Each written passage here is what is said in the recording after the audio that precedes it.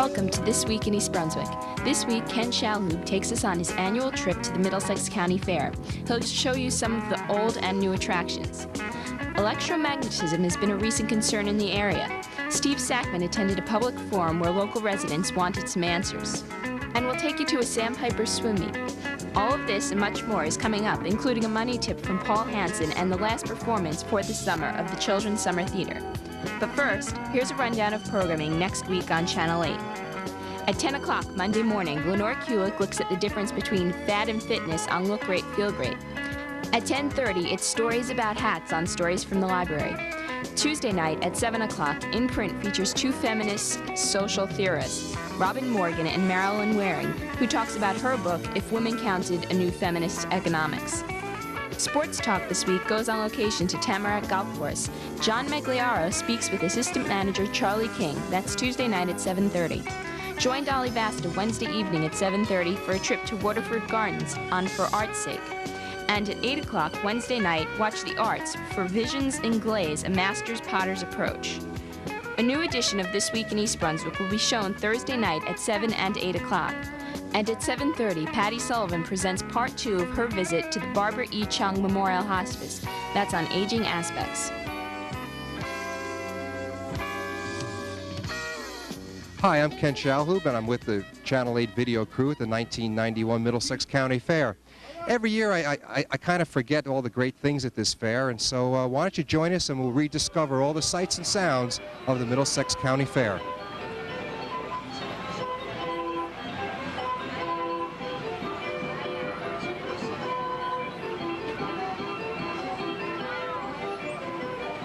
I'm standing with Janice Harris at the Libraries of Middlesex County booth under the big yellow tent here. And we've got something interesting this year, and I'm going to have Janice tell us about it. But first, Janice, tell us what you do for the Libraries of Middlesex County. Right now, I'm the publicity coordinator for all the libraries of Middlesex County. We handle public relations all year long, but Middlesex County Fair booth is our biggest publicity thing that we do all year long. And I see that you've got something new here this year called Stump the Librarian. Would you like to tell us a little bit about that? Sure. Well, it's not very new. As a matter of fact, we have a lot of people that come here from year after year trying to stump us. What we do is from 7:30 until 9:30 every evening, from Tuesday until Saturday this year, we have librarians from all the libraries in Middlesex County that come here, and we just put ourselves out and we try to be stumped. And what happens if you do, in fact, get stumped? We do get stumped. We keep a scorecard, too. We have a little card of the patrons against librarians every year. Librarians always seem to win for some reason, but we do win every year. But this year we have a sports bottle. It's a little sports sipper that we're giving out this year that says Read Succeed, which is the American Library Association theme this year. Well, have fun with it, Janice, and thanks for being with us. And for anybody who's got a great question and you think you can stump the librarian, come on out and give it a try.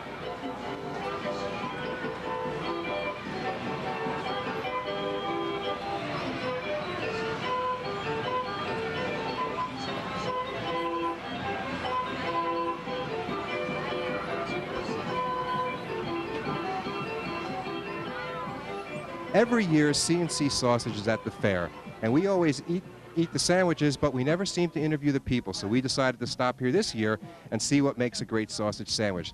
Now, I'm standing with, or actually I'm leaning towards... Anthony Chakness. And Anthony, what's your job here? Well, I collect the money from my father, and I send the people down there, and they get the sausage sandwiches at the end. Now, I understand that this is a family business? Yes, it is. And where do you go normally on weekends when the fair is not on? We're usually at an Englishtown auction in Englishtown, New Jersey. Okay, now I'm going to ask you, what is the secret of a great sausage sandwich? Well, it's homemade sausage made fresh every day and with onions and peppers on it and on a nice Italian roll. But you're not going to give us any secrets now of what really makes it great? I can't give you any mom's secrets. Well, I guess you're just going to have to come out here and try the sausage sandwich for yourself here at C&C Sausage. Thanks for being with us. Thank you.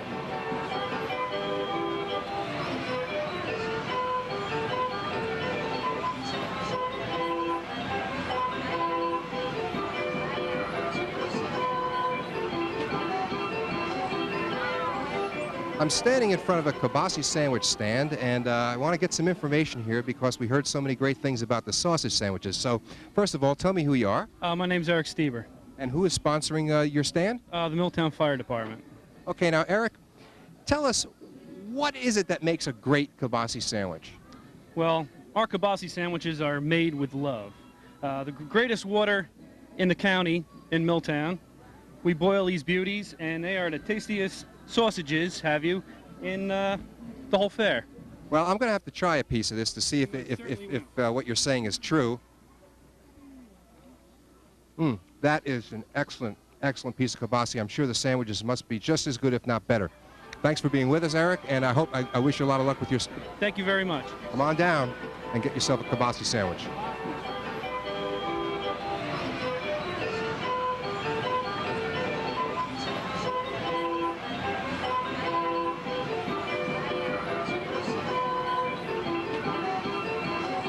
Because of everything that happened this year with Desert Storm, we've got a military presence here. We've got some recruiting and some demonstrations of equipment. So first I'd like to ask the gentleman to my right. Sir, would you introduce yourself? Yes, my name is Iron First Class Torres. I'm with Army National Guard Recruiting Force. We are in New Brunswick, 119 Somerset Street. And we come here to in search of prospects, okay, and future Army personnel for the National Guard. Okay, and we're standing on top of a tank. Oh, I guess all tanks are pretty large. Sir, would you introduce yourself and tell us a little bit about the tank? Okay. My name is Specialist Richard Vogelsang. I'm from Company D, 3rd and 102nd Armor out of Bound Brook, New Jersey. We're standing on top of a M60A3 main battle tank. Tank is about 20 years old. They were brought in around into Vietnam. They were used in support of Operation Desert Storm for ground support with the troops and in heavy combat with the enemy tanks. Now, this tank was not actually in Desert Storm, though. Is that correct? That is correct. Okay, now let me ask you, on a vehicle this size, how's it maintained, and is there a lot of work involved? The maintenance is done overall by the crew itself. There are 4 men in a crew. And for heavier jobs where we cannot do that, we have a maintenance section that would take care of any major problems. And as per taking care of this, it is a very large and strenuous job. Well, I'm sure that it did the job at Desert Storm, and I thank you, gentlemen, for being with us, and lots of luck with your recruiting. Thank you very much. Thank you.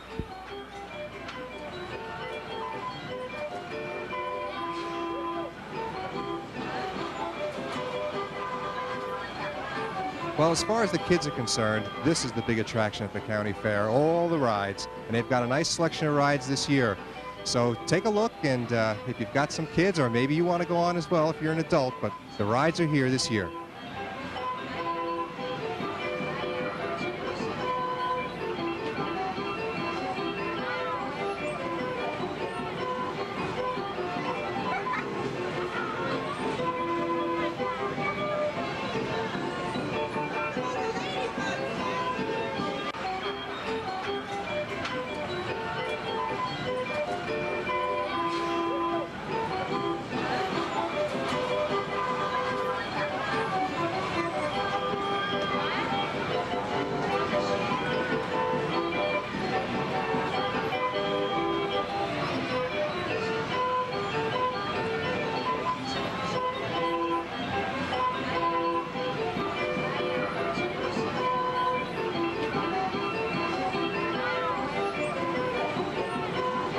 All right, I'm with the Moon Shadow Balloon team, and the pilot is? Will, boys. Hi, Will. Thanks for being with us. And is this your first year at the fair? Yes, it's my first year here. And what are you offering the people at the fair this year? We're offering the balloon ride. I'm offering a tethered ride in the balloon. It'll be $5 for an adult and $2.50 for a child, under the mark we have up there on the post for a child's height and weight requirements we go by. That's how we judge. I'm going to have to burn, so. That sound is the heat we need to keep this balloon off the ground. Tell us a little bit about how the balloon works. Okay, the balloon works on hot air in the envelope itself. We try to stay hotter than the surrounding air, the ambient temperature. So today is being in the 80s. So we're running about a little over 200 degrees. I'm going to burn too. And that is the envelope. It's a special nylon-coated material. And what it does is it retains the heat so that we can stay. It's just a bubble up there. And that's how we flow through the air. And as you can see, I guess we're about maybe 50, 60 feet off the ground? A little bit bit more than that. Yeah, and it's a very nice sensation. So if you're out at the fair, don't be afraid. Come on out and take a balloon ride. Right, we'd be glad to give it to you anytime. Just come out and say hi to us. Thanks for being with us, and watch us come back down.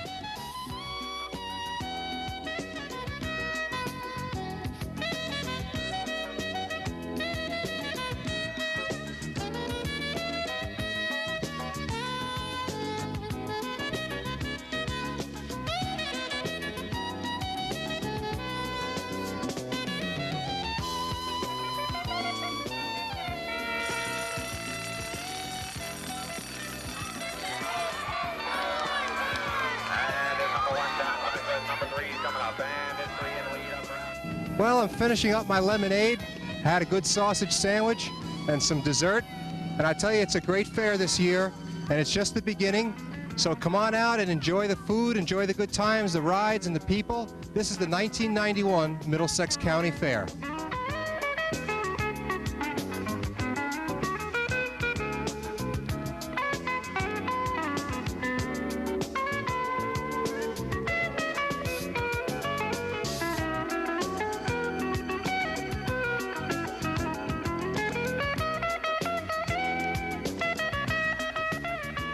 This is Paul Hansen from You and Your Money with this week's Money Tip.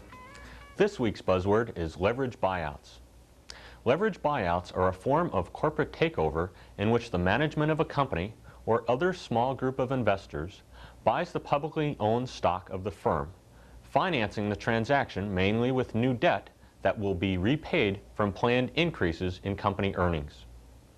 Since the crash of 1987 and with the introduction of new legislation, company takeovers via LBOs has dramatically reduced. Most takeovers are done via proxy battles, as seen in the recent AT&T and NCR takeover, or by friendly mergers, recently seen with the merger of Chemical and Manufacturers Hanover Banks. This is Paul Hansen with this week's Money Tip. Electromagnetic fields, small forces of energy surrounding all wires carrying electrical current. From your home extension cords to the high-tension wires you see along the sides of the road, they're all around us. I'm currently at the East Brunswick Municipal Building, where tonight, in an open forum, speakers will address current research findings in regards to public health issues based on the most recent research in electromagnetic fields. The East Brunswick Zoning Board of Adjustment is currently discussing pros and cons on a controversial bid for an additional electrical transformer at the Lexington Avenue substation adjacent to the Indian Forest development. Many residents oppose Jersey Central Power and Light's bid because of the effects that additional electromagnetic fields may or may not have on their neighborhood and their health. JCP&L officials maintain that the installing of a new transformer will have no impact at all. We caught up with George Kudre, Media and Communication Relations Manager for JCP&L, and asked what he had hoped to accomplish by tonight's meeting. Through the Board of Adjustment hearings that we've had to date, one recurring question has been, from the residents, has been that with regard to magnetic fields and the current debate over the issue. While it's not part of the formal proceedings, the company has heard the concerns of the residents in East Brunswick, and as a result, we have asked an expert in the field of health sciences to come and not only give an overview of the issue, but to make himself available for some of the questions that residents in the area might have. What I'm principally going to talk about tonight are magnetic fields. Although for many years, beginning in the 1970s, there was considerable interest in research on the topic of electric fields and how they might interact with biological organisms. The magnetic fields we encounter in our everyday environment are of two types. We have DC, or so-called direct current magnetic fields. These are the types of fields that are produced, for instance, by a refrigerator magnet, an ordinary bar magnet that you may use in a high school science demonstration. And you can imagine the magnetic field itself by the field lines that are associated with the bar magnet. So if I had a piece of paper here and a bar magnet underneath it, I could put the magnet here, put iron filings over the top, and the way in which those filings would arrange themselves in the paper would be an indication of the relative strength and direction of the magnetic fields coming from the bar magnet. In a pamphlet handed out by JCP&L, some scientists indicate a possible correlation between electromagnetic fields and cancer, while other health specialists clearly disagree. Either way, health specialists are in agreement that further research is needed before a definite conclusion can be drawn. Residents agree that although they realize the need for more power is there, until solid scientific proof that these electromagnetic fields will not adversely affect the community or the health of its residents, JCP&L should hold off with its current site plan and look for another. For This Week in East Brunswick, I'm Steve Sackman at the Municipal Building. The East Brunswick Sandpipers swimming team competed in their 10th and final meet for the season last Thursday night against Cedar Hill.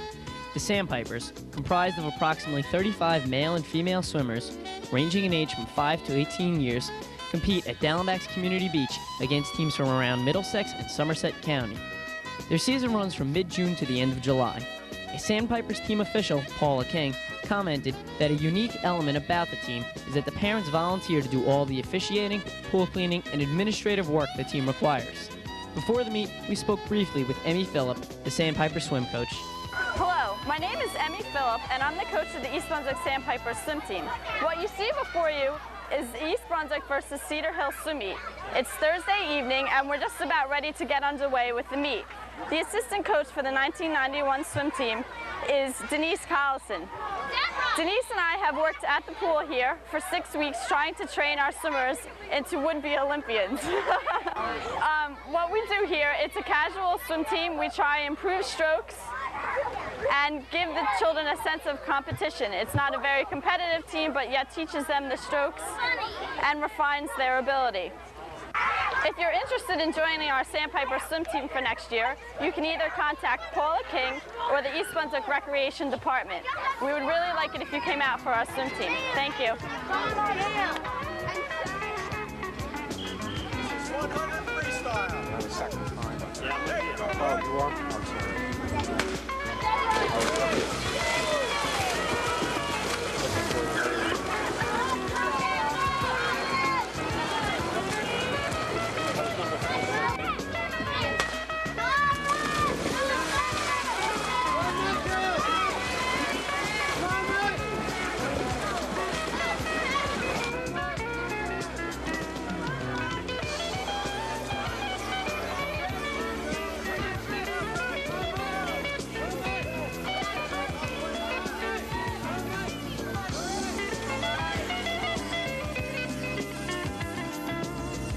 Hi, I'm Susan Caspin, Program Director of the Township's Office for Youth and School-Age Child Care.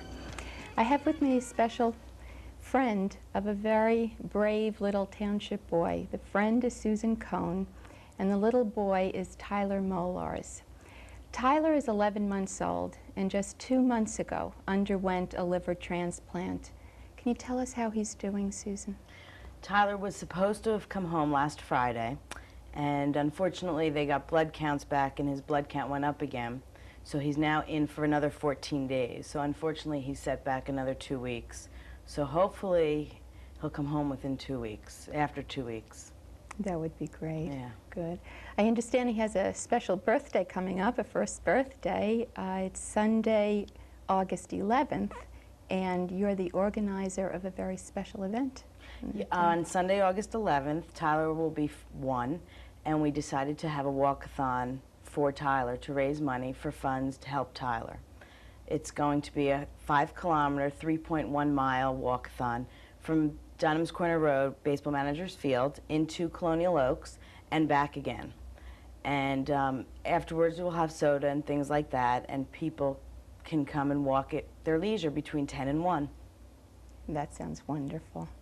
Hope you have great weather. Doesn't matter even if you have rain. Exactly. It's so warm, it's great. And I hope you have a lot of well-wishers show up.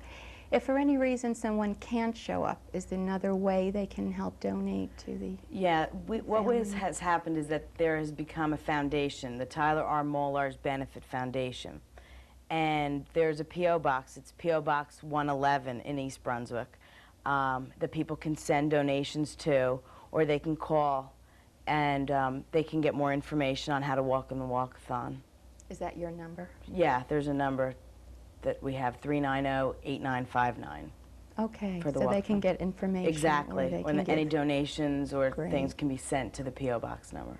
Oh, that's wonderful. Thank you. Thank you, and it's wonderful that Molarz family has such a good friend. Thank you. And on behalf of the township, I'd like to extend all our best wishes to the Molarz family. And Tyler, may I be the first to wish you a very happy birthday. Last Friday, the East Brunswick Children's Summer Theater concluded its 1991 season at the high school with a musical performance of Alice in Wonderland. There are no private dressing rooms for the stars of these shows. All costuming and makeup is done in the wide-open space of the cafeteria, where the performers help each other prepare and rehearse between scenes. The excitement runs high backstage, a spillover from the high energy on stage.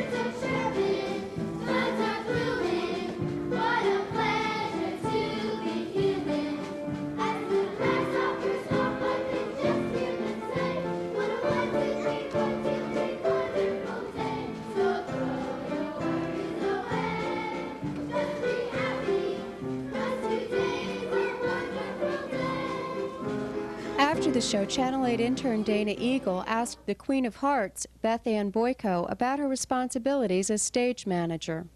Well, basically, we get the kids together. Elliot and I teach the songs on Monday, and then we'll start scenes. If I know the show really well, I'll take groups out and teach them the scene without Elliot and direct scenes that way. If I don't know the show that well, I help Elliot with the backstage, with the props, and getting kids quiet, basically, to learn their lines. And when did you first get involved with Elliot and the Summer Theater? When I was 5, okay? I was 5 years old. I've been here for 16 years now, because I'm going to be 21. But yeah, since I was 5, I was real little. And how did you first get involved? You were enrolled in the program? Well, the first year I went to camp. My first year here, I went to camp, and I hated it because when I saw the shows on Friday, that's what I wanted to do. I wanted to be in the shows, and I told my mom that, and she asked the recreation how it happened. And they said, you know, Elliot just has a program, just go on Monday. And that's how it started with me. Do you still enjoy being in the productions? Obviously, yeah, I'm still in the productions and I enjoy it a lot. What do you find most challenging about your job? Dealing with 200 kids, basically. Because, I mean, kids are rambunctious, but yeah, 200 of them, it gets a little bit worse. And how have you most benefited from this experience? Well, I used to have a bad temper. I don't any longer. I might get a little hot, but I don't blow up at anybody. And I have fun with the kids. I enjoy working with kids. That's why part of my my college education is in child psychology. And how much longer do you plan on staying with Elliot in the Children's Theater? I don't know. Every year, all of us say that we're never coming back, and then every year we wind up back here, so I don't know. The finale of the show wrapped up 32 years of children's summer theater in East Brunswick and brought the total of performances to 192. The program is directed by creator Elliot Taubenslag and is sponsored by the Division of Recreation. The East Brunswick Division of Recreation recently wrapped up its summer sports camps for this year. Soccer and basketball camps for both boys and girls ran throughout July. The sports were instructed by high school varsity coaches, former players, and special guest instructors who were brought in from area colleges. The camps were for children ages 8 through 16 and ran for 1 week each, Monday through Friday from 9 a.m. to 3 p.m. A typical day consisted of demonstrations, instruction, and competitions. Awards were given out to the kids at the end of each week. Every participant received a T-shirt and a ball. Overall, more than 250 kids participated in this year's camps. The fees for the campers were $100 for East Brunswick residents and $150 for non-residents. In order to sign up for next year's camps, look for the Recreation Department's spring brochure due out in February.